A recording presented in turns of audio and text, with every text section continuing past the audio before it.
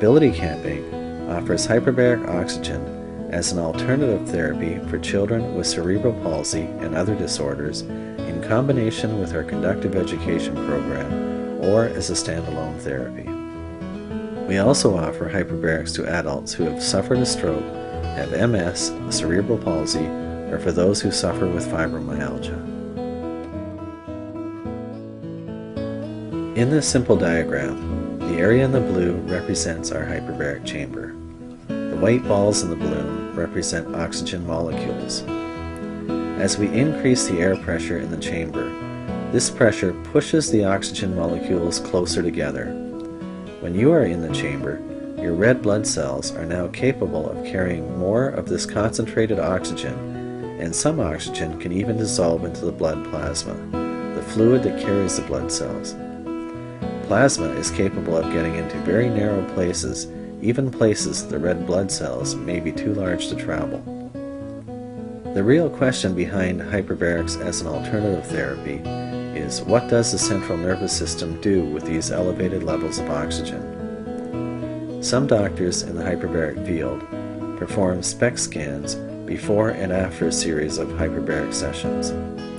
These scans, taken before hyperbarics, show people with cerebral palsy and other brain injuries to have areas of the brain that appear to be underactive, and following the hyperbaric therapy, these same areas of the brain show higher levels of activity. Several children with cerebral palsy that have come here having spastic clenched fists, and after having hyperbaric therapy, they have been able to relax and open their hands. This ability may not seem to be earth-shattering to most of us.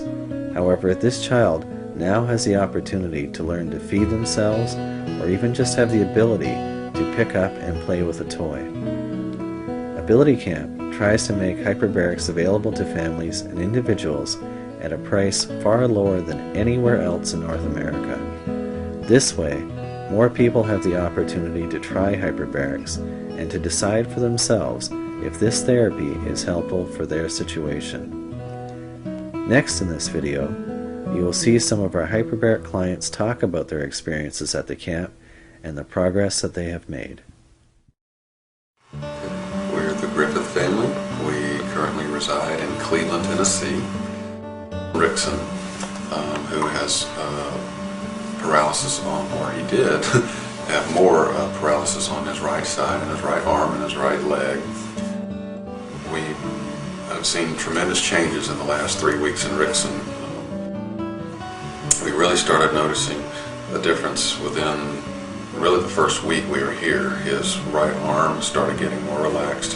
His right foot became totally flat to the ground. He was walking without any hint of limping whatsoever. Then he started to use his right hand a lot more than he ever did. He got more dexterity in his fingers, in his right hand. He would reach and grab for things with that hand that he never would have reached and grabbed for before. Teresa? He can use his thumb now, which he's never been able to use his right thumb before. So he's able to grab things and have more control. He can turn lights on and off. For the first time, he can take a picture with the camera and use both hands. He can use his fingers. He can put both hands around a basketball and hold it, and he's never been able to do it. His hand would turn like this, but now he can hold a ball like this. To wash his hand, you have to sort of pry it around and put it under this thing to wash his hand, but now his arm is like this.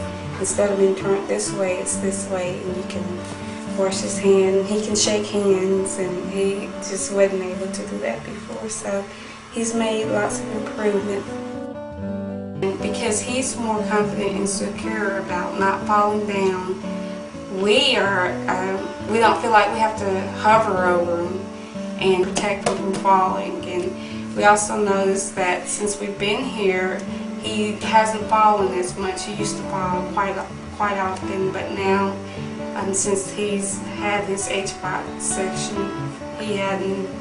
Since the first week, I can't even recall a time where he's really fallen at all.